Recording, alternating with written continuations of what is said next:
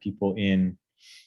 So welcome everybody to our monthly College of Engineering Leadership Seminar Series sponsored by the Hayashida family, Ken and Donna Hayashida. So very much appreciative of their continued support for our efforts to bring a different perspective for our students and many of our alumni and industry partners, always trying to allow our students to get in touch and network with other members of our community, especially some of those leaders that we have here in Hawaii who have really put a mark on much of the direction that our state has taken in the past and currently today, and making different pathways for our state and our community and our workforce and our economy going forward today. So today it is very much a pleasure and honor to have one of Hawaii's leaders who has been around for a while, and always enjoy listening to him share his mana'o with us. I've always looked up to Mr. Walter Dods, and so we're extremely honored to have him here today to join us. So with that, I am going to turn it over to our engineering student ambassadors, Adam and Mia, to take it over from here. So go ahead, Adam. All right. Thank you, Dean Marioka. Hello, everyone. My name is Adam, and with me today is Mia. So we'd like to welcome everyone once again to our second leadership seminar series of the spring semester, presented by the Hayashida family. So we're going to get started now, and Mia will start off by introducing today's speaker, Walter Dodds. Walter Dods retired as chairman of the board of First Hawaiian Bank in 2008. He serves on the boards of Par Pacific Holdings and Pohaku Pa'a LLC. His past board affiliations include Alexander and Baldwin, Bank of the West, Cincinnati Bell, First Insurance Company of Hawaii, Grace Pacific, Matzo, Maui Land, Pineapple Company, Pacific Guardian Life Insurance, and Servco Pacific. He also serves on several civic and community boards throughout the state, including Chaminade University of Honolulu. In 2004, Dodds was awarded the Order of the Rising Sun with Gold and Silver Star, an imperial honor from the government of Japan. Mr. Dodds was the national president of the American Bankers Association in 1996. Dodds is a graduate of St. Louis High School and received a bachelor's and degree in business administration from the University of Hawaii. So now we'll have Walter begin with any opening remarks that he'd like to share. Okay, I want to tell you my story. So I'd like to start with that, if that's okay with you, and then hopefully end up with question and answers after that. I would say that my story is not your typical local boy story, but I hope that you'll gain something from my experiences. So I am a local boy, and my ancestors go way back. They on both sides came here in the 1800s. My mother's side from Portugal as laborers in the plantations in the 1880s or so.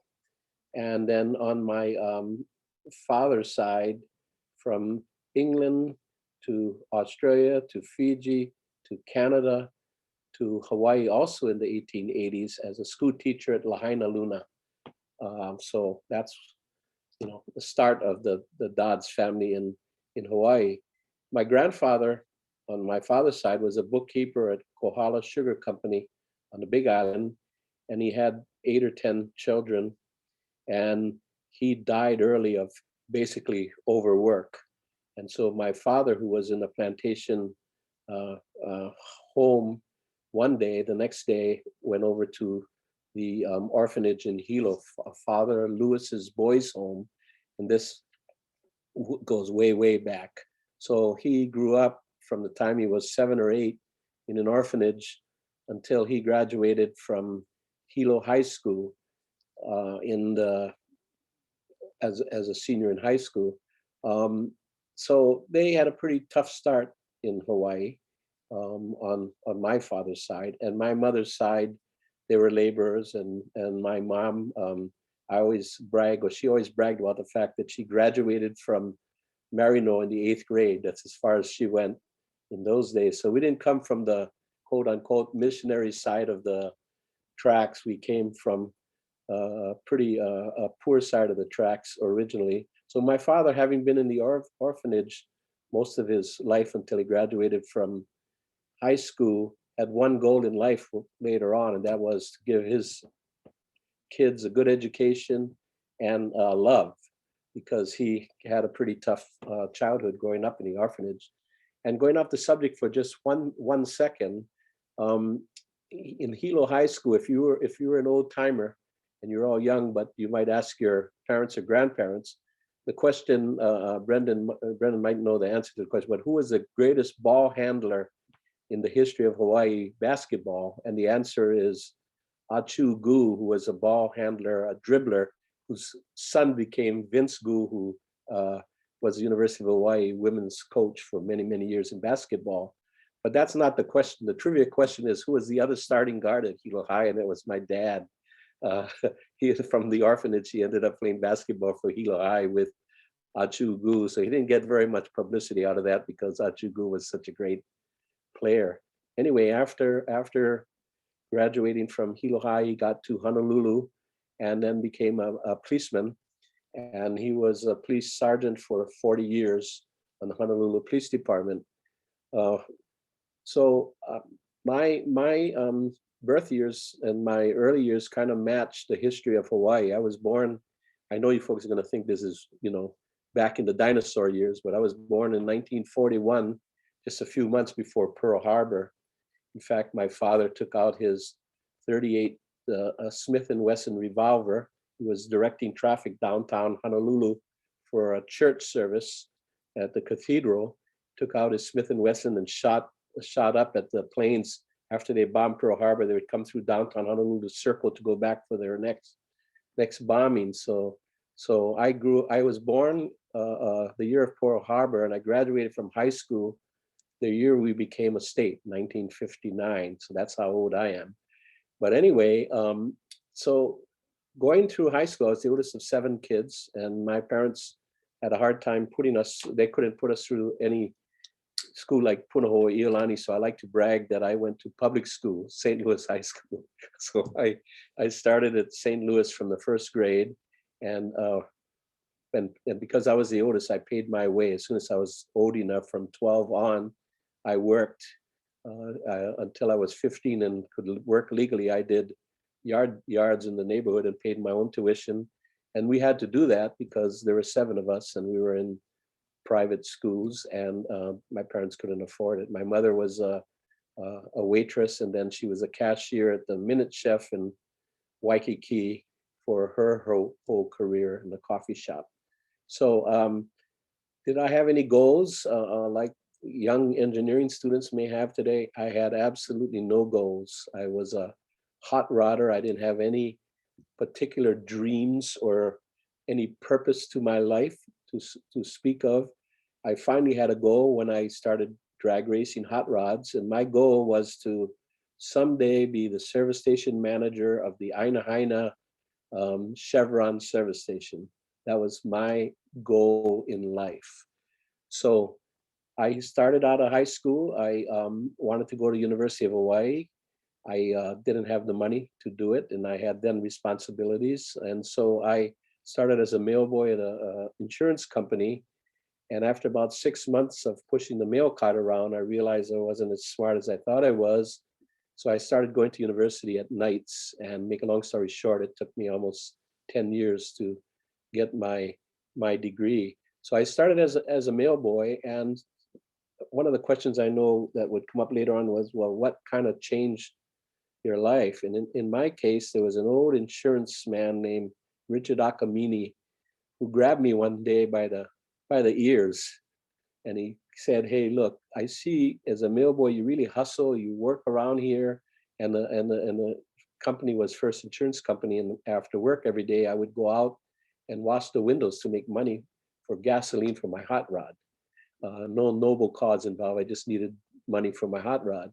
And he says, I can see you work hard and that you have some aptitude. Why are you wasting your life delivering mail? I'm going to force you to come with me to the JCs. It's a public service organization. You may or may not be aware of it. And I had zero interest in it. but he forced me to go with him, and basically that changed my life. The JCs were involved in public service, which I found out I really liked, and they were involved in leadership training, simple things like Robert's Rules of Order, organizing a plan, putting a program together, getting other volunteers to support your program. A long story short, I got so involved in it that I competed on a national basis, was named an outstanding JC in the nation. I was like 21 years old, and I really literally still didn't have a clue what was going on. But that was my first real break. Make a long story short, I worked at the insurance company for a while and realized that, I wanted to do more than that. And Dillingham Corporation, who you folks probably don't know of anymore, but it was the big five companies that ran Hawaii. And then there was one company that wasn't part of the big five called Dillingham. And Dillingham, Mr. Dillingham, the first Dillingham, was a sailor on a whaling ship, came to Hawaii, was riding a horse up in Nuuanu, fell off the horse and broke his leg, couldn't get back on the ship. So he stayed in Hawaii. He started a little company. He borrowed $5,000, which is a huge sum of money at the time. And he used that money to buy a used dredge, and he dredged what we now call Pearl Harbor. And also the company, which became, Dillingham became a large conglomerate. It built Ala Moana Shopping Center. Hawaiian Dredging was the largest construction company in Hawaii. That was all part of Dillingham. And they had an opening for a community relations specialist. I applied, I got the job, and all of a sudden I was a community relations specialist. And about 6 months after joining the company, the advertising head was let go. And they came to see me and asked me if I would take it over. And I knew absolutely nothing about advertising. And there's a lesson in all of these things I'm telling you, because the lesson is never be afraid of, a big job, take it on, learn on the job, and make things happen. So I took on that job and did advertising for all the things you see today, the birth of Ala Moana Shopping Center, even the retirement home Arcadia. Half of the hotels in Waikiki were built by Dillingham. Many of the condominiums that you see today, they were the dominant construction force and company at the time. And I worked there for 4 years and had a wonderful time there. But I realized ultimately that the company at that point was run by engineers. So it's funny that I'll be talking to engineers today. And so if you didn't come up the construction engineering route, you could not continue to get promoted in that company. And right around that time, First National Bank of Hawaii was looking for somebody to take over their advertising and public relations department. And a friend of mine told me to apply. So I went and I applied for the job. And I was young, naive, and willing to do anything. So I was interviewed by a guy who I only later on found out was probably the most powerful businessman in Hawaii at the time. His name was Johnny Bellinger, and he was the first part Hawaiian to ever run a major company in Hawaii. And so he was very proud of his bank, and he asked me, well, what do you think about our bank's image? And I had a lot of friends in the newspaper business because I had started, on the PR side at Dillingham, and they all said the same thing. Oh, this is a snobby bank. It is a haole bank. It didn't cater to the locals, and it's the second tier bank. So I stupidly told all of this to Mr. Bellinger. I was just young, and I said, "Well, your bank has a very bad image. It really stinks, sir. I don't know. You gotta do something about that." And I'm surprised he didn't punch me out and throw me out of the office. But so he said, "Well, what would you do?" And so I explained what I do. I said, "The first thing I do is fire the advertising agency, and I do some research, et cetera, et cetera." And he said, "Okay, when can you start?" And he says, "Well," I said, "Well, how much are you going to pay me?" And he said, "Well, what do you want?" And my whole goal in life is to make $10,000 a year, $833 a month. And and that was a big raise from where I was. I was at $600 a month at Dillingham. And he says, "Okay, I'll pay it to you, start in 2 weeks." So I go back to Dillingham to tell them I'm leaving to go to the bank. And Dillingham tells me, the CEO over there says, excuse me, executives don't give 2 weeks notice. All of a sudden I was an executive. I was a peon the day before and I was an executive. He says, you will stay here for 4 months and you will finish the annual report and you will get the budgets and you do everything. And then you can leave. So, I was brought up that, your word is your bond. And I still feel that to this day. And we'll get into that when we get into questions and answers. So I go back to the bank to tell them that I can't take the job because I'll have to stay 4 months. And he says, who told you that? So I told him who told me. He said, well, he's a jerk. You stay there for 4 months and you do the right thing and you honor their contract and I'll hold the job open for you. And that's what happened to me. And that got me into the bank. I started at the very bottom and in a more unbanking-like position. And make a long story short, I did that. And then I headed up marketing. Then I headed up marketing research. Then I went into real banking, consumer banking, headed all of that up. And then operations, technology, et cetera, et cetera, et cetera. And ultimately ended up taking over the bank, which I'll tell you about in a second. But never had any thoughts, even when I went to the bank, never had any thoughts that I could somehow end up running, one of Hawaii's at that time top 6 companies.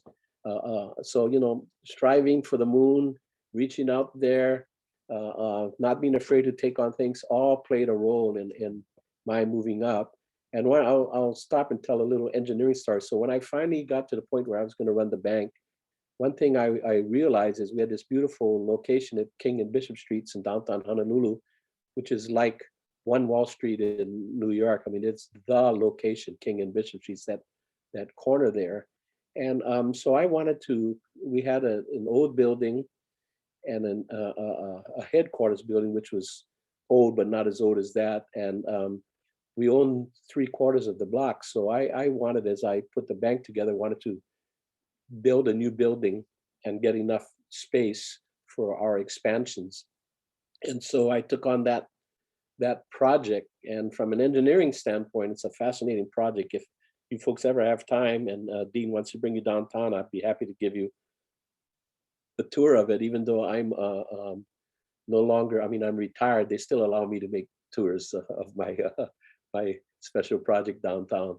But I don't know if you're structural engineering, or I guess, Dean, there's a combination of everything right now at engineering schools. But the one thing I wanted to avoid was pile driving. Any of you, you don't see it as much now in Hawaii, but in the days when we built Waikiki and built downtown and everything else, they're pile driving all day long, every day. Very loud, very disturbing. It pretty much, you can hear it. I don't care how soundproof your office is, you're going to hear it. The filling in your teeth are going to rattle when you hear that pile driving going on all day. So first of all, I did an architectural tour around the United States to find the very best architect I could find, and I did it in a recession period of time when architects were dying for work. So I was able to interview the top architects basically in the world, from Ian Pei to Caesar Pelli to all of the top architects. And I selected a firm called Kohn Pedersen Fox, who is a spectacular international firm. And I said, I want to solve the problem of not having piles. And so they developed, with a structural engineer from a local firm, who went on to do really great things after that, a procedure where if you know anything about water in Hawaii, which is we know a lot about lately because of Red Hill, but the water comes down Nuuanu Valley into downtown Honolulu, and there's underground streams coming through downtown exactly on King and Bishop Street. And so what we had to do was we had to dig a hole around the whole property, going down 60 or more feet straight down. And then there's a machine in Japan called a STOREY rig, a story rig, which Brendan probably knows about, but it digs down the dirt, it pulls it back up, and it puts bandite into the ground, which forms a temporary wall around the whole block, only temporary. And then we pump all the water underground around that wall and continuing on down all the way through the rest of downtown Honolulu. And while that is happening, we built a floating slab down at the bottom of the site. And I don't remember any more of the stats, but it was at least 6 feet thick. It was the largest single concrete pour in the history of Hawaii at that time. And then we build the slab, and then from the slab, we drill down through the 6 feet, and we run cables down between 20 feet and 100 feet, going through all of the mush and all of the water into the rock, the bedrock below that. And there are hundreds of these cables, and they're called rock anchors. And so that holds the slab, which is a floating slab, in place. And then you start coming up. Then we came up with concrete walls around that, still no piles of any kind. And then we built a steel building frame on top of that. And as the building gets up to the top, there's enough weight in the building to have the building float in a stable manner on top of the slab.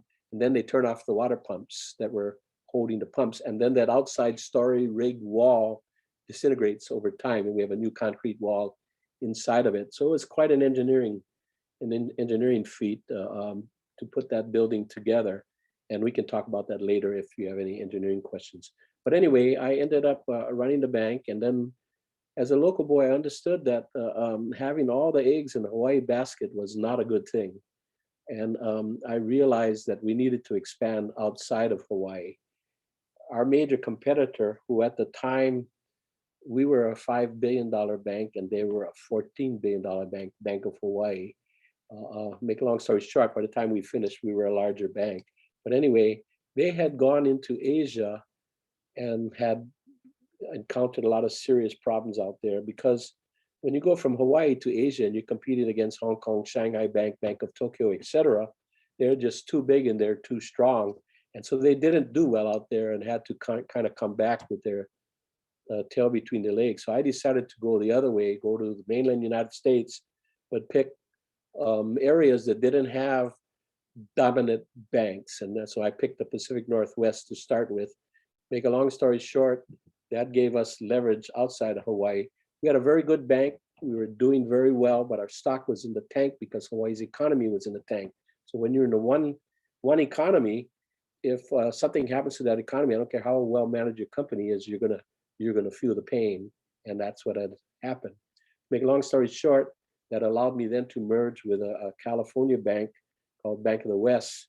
And to make a long story short, when I was finished with the whole thing, we'd gone from 5 billion to 100 billion in 19 Western states, and had built quite a conglomerate and became Hawaii's largest company and most profitable company during my career there.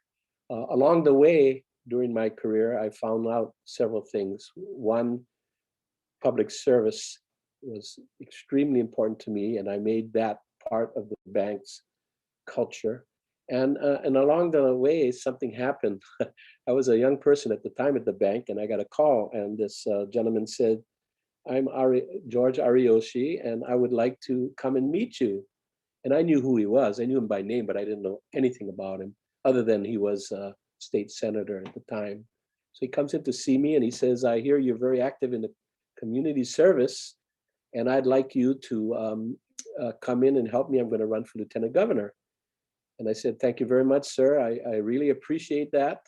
That'd be quite an honor. But I just started at the bank, and my first project is to change the name of the bank to First Hawaiian Bank. So I couldn't possibly do it, but I thank you very much." He said, "Thank you very much." And we shook hands and he left. See, about an hour later, I get a call from John Bellinger, who's the CEO of the bank. And he says, "I understand you turned down George Ariyoshi." I said, "Yes, sir. I'm working on the name change." He says, "You do know he's a bank director, don't you?" And I said, "No, sir. I didn't know that. I was such a dumb local boy. I had no idea that George Ariyoshi was a bank director, nor would that have meant that much to me at that point in my life." And he says, guess what? I said, what, sir? He said, you are working for George Ariucci's campaign. And that's how I got into the campaign. And then because he had only been running local campaigns, he didn't have the breadth of experience in the advertising marketing side, which is something that I did have. Make a long story short, by the end, I ended up being his campaign manager from nothing. And make a long story short, I stayed with him throughout his entire career, including lieutenant governorship, and then 14 years as governor, which will never, ever be duplicated because we have 2-term limits now, 8 years. So John Burns died in office. He took over for 2 years as governor, and then he ran 3 times on his own and was governor. And then after that, because of that experience, Danny Noy asked me to run his campaigns, and I ended up running his campaigns for 40 years until his passing. So for someone who didn't even have a college education working his way up, I got the business side. I got very heavily involved in the community. I've run almost every major community organization and that you can name in the community, and happy to talk to any of you about that. And then I got the political side. It's very, Brennan will tell you, it's very unusual for business. Business people basically yell and scream and complain and cry about what happens in government, but they rarely ever put their colis on the line and get involved. Your dean is one of them who did, and I'm proud to say I was another who did, and it's not easy because anytime you take a position, you're making some people happy and a lot not happy. But I did it and I survived it, and it made me a much better manager for my company and a person who really believed in the community. I'll spend just another couple of minutes and then we can get off of my yapping so much. I retired at one day at age 62 and a half. I got up one morning and I said, wow, we've done a wonderful thing. We've built the bank. We've kept our employees in good shape, rewarded them. But this is coming up now. It's going to be another annual budget, another strategic planning session, etc. And I can't do this anymore. I just all of a sudden said that's it for me. I'm going to retire. So I told the stockholders and the board and everybody else I was going to retire at the end of the year. I told them early in the year, gave them 9 months notice, and they were absolutely shocked. And frankly, I was shocked myself. I just didn't know that was going to happen to me. So I decided I was going to retire and devote myself to public service after that. The interesting thing happened in my retirement. I had a total separate corporate career that is, when you look back on it, is really quite amazing. So I knew the phone company was in trouble. It had been in serious trouble financially at that point. So I was asked by Carlyle people if I would chair the phone company. I knew I would have to take it through bankruptcy, but I said, well, this is something I need to do for my community. So I took it on. We took it through bankruptcy. I recruited Eric Yeaman from Hawaiian Electric to be the president. Another local boy makes good guy, picking coffee in the Kona fields to running a lot of big companies. And today he's also chairman of A&B. Anyway, I turned the company around, and then ultimately we sold it to Cincinnati Bell, whose board it then went on. And then after I did that, I went over to A&B as chairman. A&B was the last of the big 5 companies, and it also owned Matson Navigation. And I realized right away that there were 2 different businesses, so the stock wasn't doing well as it should be if they were a company that the market could understand. So I recommended, and they agreed. We split A&B and Matson into 2 separate companies to give you an idea of what's happened. So combined, they had a market capitalization. And for you don't follow the market that closely, it's the value of your share times the number of shares is basically your market cap. So we had a market cap of 1.6 billion. By splitting them, the 2 companies today have a market cap quite in excess of $5 billion. It's worked out very, very well. And so I ran A&B, and then when we moved out to this Matson, I then became chairman of Matson and took them into the public mode. And Matson is the lifeblood of Hawaii, if you know anything about our economy and the shipping. And then built a whole bunch of new ships for them at a $250 million each. So I went from cashing checks to building ships. And then after that, I ended up helping a bunch of other companies. And then ultimately, at the age 80, I still mentoring some of the CEOs in this community. So I've had a wonderful career starting off as a mailboy. I tell everybody I started as a mailboy because it's easier. I actually started as a dead files clerk.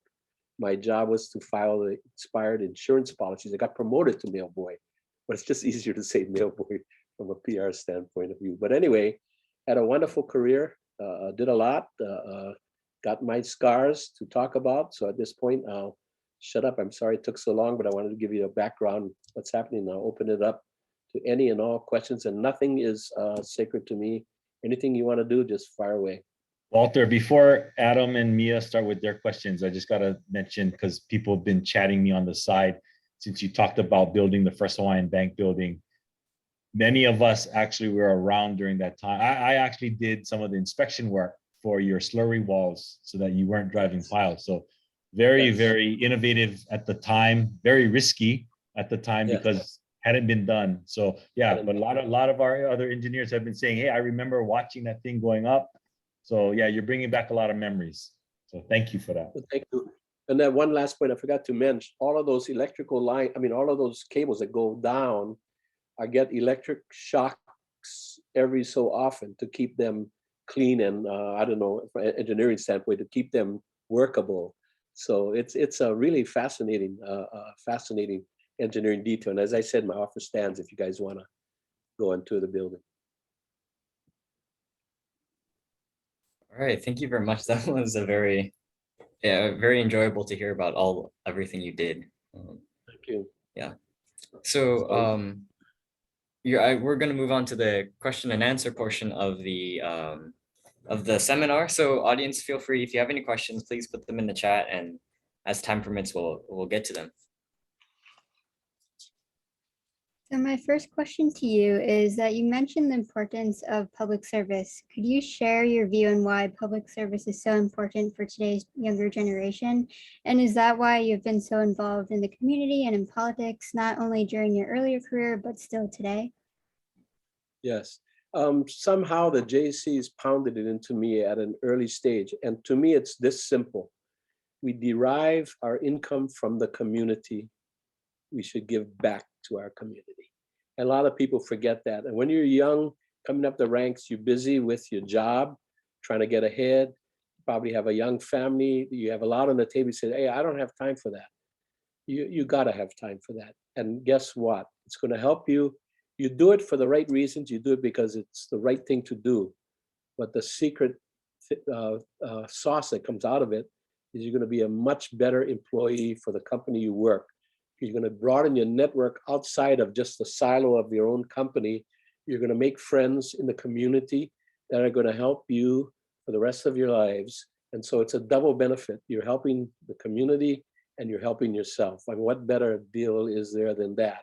And it's crucial to do. Don't look left and right for people to solve your problems, and don't complain if you don't put time and effort into the community. And you might say, hey, I'm an engineer. I don't want to get into management. I want to just stick to my field. Let me tell you, I don't care what field you are. Things happen in the community. You need to be a part of that process, and you need to give. Don't give till it hurts. Just give till it feels good. Thank you. I think that's really valuable advice to me and others. Giving back to the community definitely should be like a mini part-time job, or volunteering on the side is important. Yes, very, very important. Start off small. You don't have to solve the world. Start off small and go from there. Yeah, thank you for that. You also mentioned when you were talking that I think it was your word is your bond. Yes. And how you choose to hold to that. So why do you choose to hold to it, and how has kind of sticking to that impacted your life? Yeah, it is so crucial. If you look at modern day politics, and again, Brennan and I could tell you 100 stories of going in, asking a legislator to commit to it. Yeah, you got my commitment. And then 2 hours later, he's committing the opposite thing to somebody else. Character, life is all about character. once you lose character, integrity, and your word means nothing, you're on a slippery slope. And I want to give the engineers advice and recommend a couple of things to you. Go and research and read about the Citicorp building in New York. Are any of you familiar with that? Let me just tell you 30 seconds about it. It all goes down to, having character and doing the right thing. So Citicorp is that building in New York. It's iconic. It has that angle that comes down like this. You just Google Citicorp building. It's unique to all of New York. And they've been in the building like 10 years or 15 years. And it is a model project for an engineering school because it also had a lot of a unique foundation technology used. And so this engineering student, a young student, I don't know if it's MIT or Harvard, one of those students, the professor who designed that building was the professor that was giving them their class. And he used that building as a model. So this engineering student went back, it's written up, please read it, it's worth your while. So he goes home at night and he does the calculations and he comes back, over a week or whatever the time, he comes back and he tells his professor, the engineering genius, something's wrong with these calculations. That building could fall down in an earthquake. And the engineer said, hey, I've been doing this my whole life, son. You don't know what you're talking about. So anyway, the engineer goes home and he recalculates, and the student was right. That building was vulnerable. So then they go in and they see the CEO of Citicorp at the time, and they explain the problem to it. And the solution, of course, is they had to take out everything between the outside frame and the inside gypboard. They had to go in on every single floor of the entire building and put in cross-beam structures to solidify the building. Now I can't remember how many stories it is, but let's say it's 50 stories, whatever it is.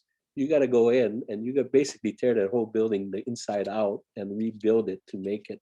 Now, this earthquake might not happen for 30 years or 20 years, but it is vulnerable if certain things happen. And they went in and they did it because it was the right thing to do. It was a humongous expense. But when you give your word, you got to give it. I was taught from a kid, even by my dad, you eat it. I've eaten it in politics many times. I give my word to somebody and somebody else wins and comes shoving it down your throat. You just don't ever give up your word. Your word is your bond. And people know that. I can get into any door almost in Hawaii because they know if I give my commitment that I'm going to do this, they know I'm going to do it. But you build that over a lifetime and you can lose that in 30 seconds by not having the integrity to give your word and have that be your bond. So I consider that one of the most important things when I mentor people, when I hire people. I look at people who, as soon as they get out, they got great character until shit happens. And as soon as shit happens and they're under pressure, they'll squirm this way and that way and everything. Don't do it. I always tell young people, use the mirror tests every morning. If your boss is asking you to do something in engineering, that's going to come across. There are lots of compromises in engineering, as there are in accounting and in legal and many other fields. Do the mirror tests. If you look in the mirror and you can't look at yourself and you know what you're doing doesn't pass that integrity test, keeping your word test, don't do it. That's my advice to all young people. It may cost you something along the way, but the benefits will far outweigh it over a lifetime of experiences because you can't come back once you cross that line, as far as I'm concerned. Thank you. Yeah, I think that I've never heard of the mirror test before, so that's an interesting thing that I'll definitely think about. And as a follow-up to what you said, how do you kind of determine if the people you choose to mentor or the people you look at for employees, how do you determine that they are the people who keep their word? Yeah, well, you build a reputation. So by the time you're up in that level of mentoring, you have a track record. And a track record, usually will tell you. And I was in my day plugged in, so I knew what was happening around town. And you hear on the street, whose word is good, who isn't good, and you see by their actions. I'm gonna deviate for just a second. So I had a challenge mid-career when I was now running all the branches, and one of our branch managers on the neighbor island was a handyman. He liked to do his own work, so he built his own house on the side, not on banking hours, on the side, and he had offended one of the property supply houses because he had bought his materials from Honolulu and had it shipped up because it was cheaper. So my boss calls me in. I'm not going to mention the boss's name because it's too sensitive, but my boss calls me in and says, fire the guy. I said, hey, he's one of our best managers. Why would I fire him? He runs Kauai and he's doing a great job. He says, he's offended this customer. There's a customer, is a long time customer. I said, well, what did he do? And he said, we bought the materials. So I went and I talked to the branch manager, and he said, yeah, I was on my own time, on my own nickel. I bought the material. It was cheaper. I give that customer good service, but I can't afford his prices to build my own home. So I said, okay, fine. So I go back to see my boss and tell him, I can't fire him because he did nothing wrong. And he says to me, he said, look, it's very simple. Either you fire him or I fire you. And that was a test. At that point, I have a wife and 4 kids. They're in schools. I got a big mortgage on my house and everything else. You start thinking about it. And then I remember, that mirror test. And I looked at myself and said, I can't do that. So I go back the next day and I tell my boss, I'm sorry, I can't do that. If you have to fire me, you got to fire me. And you can do what you want, but I'm not going to fire him. And he went and yelled and screamed through things. And this is in the old days when bosses could yell and scream and do those kind of things. And he had every temper tantrum you had, but he didn't fire me. And I didn't fire the guy. I could live with myself. I could look in the mirror the rest of my life because I didn't do that. Now, these are tests that will come to all of you in your careers. And don't think, well, I'm just going to be an engineer. I'm going to sit in my room. I'm going to use my slide rule and we're cool. Life, we're going to throw these kind of challenges at you, and how you react to them depends on where you're going to go and how you're going to feel about yourself for the rest of your life. So I look for people, getting back to the main subject, I look for people that are community service oriented. We can talk, one day we could spend an hour just talking about leadership itself and the styles of leadership. There are many, many, many different styles. You have dictators, you have screamers, you have consensus builders. I like my style is the participatory democracy style. Let them have a lot of say, and we want to talk and we want to argue in a healthy way. And in the end, if I have to make the decision, I'll make it. But to that point, you want to get. So I'm looking for certain traits in people. Do they have a gigantic ego? Do they only think about themselves? I want to get a big raise. I don't care about the people under me, kind of thing. That kind of stuff. So you start looking at these kind of traits. And so I don't pick everybody who asks me for help. And not that I'm any genius or anything, but people do ask me. And I try to pick people who I feel, and sometimes you have to help them in certain areas. They don't have it, but if they're sensitive to it and are willing to adjust and adapt. I'll tell you another story about integrity, because that's a thing I look at very closely. And this story is it's not confidential, but I would prefer that it's not open either, because I just don't want to embarrass people. But you folks, you're young enough. Well, you remember a few years ago, and I know Brendan would know, but when the molasses got spilled in the Honolulu harbor, the Big Molasses Spill in the harbor by Matson, between the container ship and the pump that pumps the molasses on. So I was chairman of the company at the time. This is a lesson that I hope that you folks will remember if you don't remember anything else from my chat. So the TV, the next night, they have the fish in the harbor up at the surface gulping for air, or they're going to die. And all the little kids are watching on TV news, all these fish dying in the harbor and the pollution, et cetera, et cetera. So the CEO of the company came to see me and talk to me about it. And I said, well, let me tell you, I'm going to tell you something right now based on my 50 years. Your lawyers are going to tell you, deny it. because that's what lawyers do. Their job is to protect you from liability and everything else. And I said, that's a bunch of crap, because we know that somehow Matson was involved in that. That either our ship or the pipeline or it's leaking and we did an inspector or something else. So I'm going to tell you something that's going to go against everything you've ever heard, but here it is. Hold a press conference and say, we're involved and we're going to fix it. You do that and you're going to survive this crisis.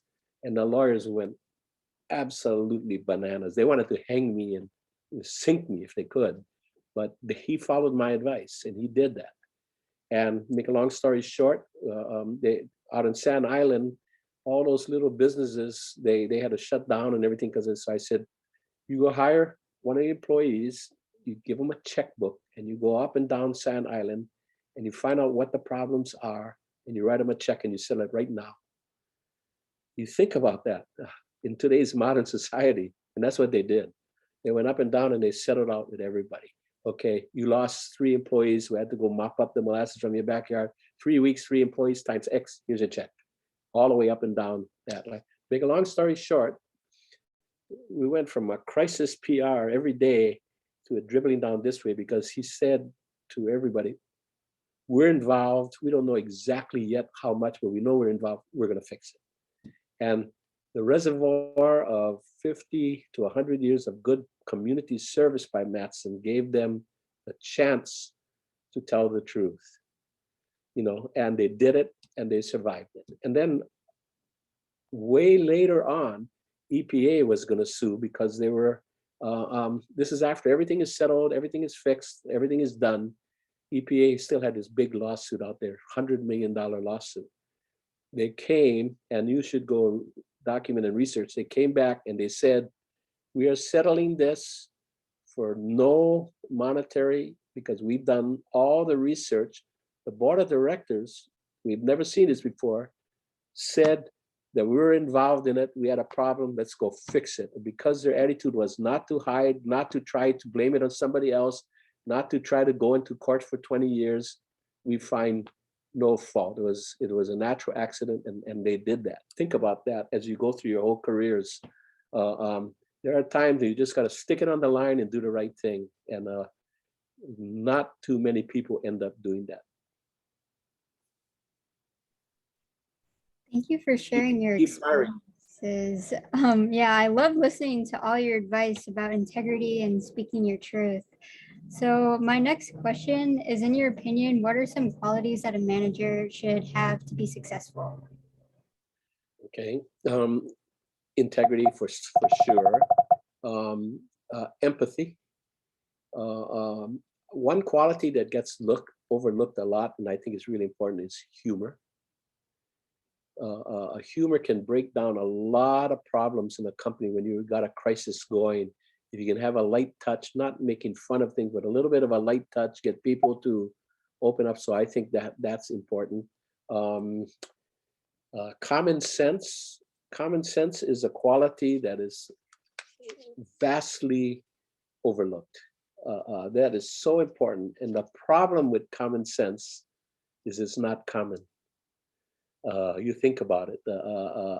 And I would venture to say, and get in a lot of trouble now, people that have technical skills a lot of time lack common sense. You gotta have the combination of both, because it's just so important to do that.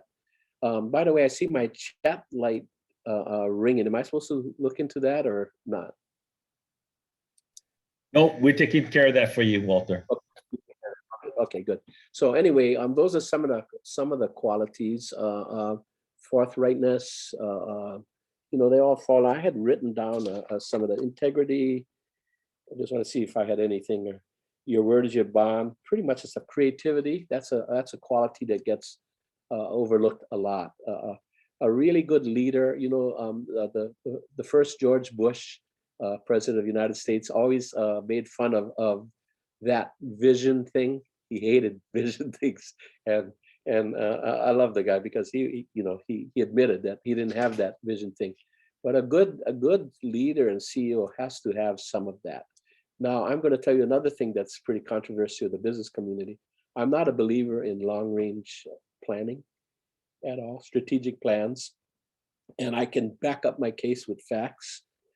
Because I go into all these companies and I've been involved in all these companies. You show me a 5-year strategic plan written 5 years ago, and I'll tell you it's probably not worth its weight in gold. My theory and my thesis is the world changes so quickly now. A really good strategic plan is having a bunch of mobile, smart, creative people around you who can move direction on the dime. The world has changed, and these long-term plans, I mean, you still have to have a general overview, but basically you give me a strategic plan, including General Motors, IBM, and all the rest of them, and I'll show you that 90% or 80% of it didn't pan out the way the plan panned out. You gotta move. You gotta be able to be vibrant. You gotta be able to motivate people, bring in the right sets of skills and talents to make things happen. Not sit behind some plan that a bunch of people, in theory, think will work. I appreciate you mentioning humor and common sense being important qualities. I agree with you that they definitely do get really overlooked from my own experiences as well. I've broken down so many crisis meetings, from politics to community to business, by just cracking a joke and getting people to, and also, a really good CEO doesn't, I mean, you want to come across, if you can, as having some humility, humor and humility, and not trying to be above it all. Like you take a look at Putin now on TV, as everybody's sitting 600 yards away from him on the table. I don't know if it's COVID or he's worried about getting poison on his hands from one of those guys now. But humor really can help, and self-deprecating humor helps even more. If the boss will make fun of himself, I mean, that really breaks down the. The first time when I first became president, I was going up the elevator, and I said hello to everybody in the elevator. And then one of my secretaries was in the elevator, and I got out, and the first thing the person said to the other person, "What did he mean by that?" What I meant was hello. But people always think the big boss has got to have some hidden meaning to it. So if you don't break down those barriers, you're going to become less effective as a leader, because you're not going to get them to do things for you and the company.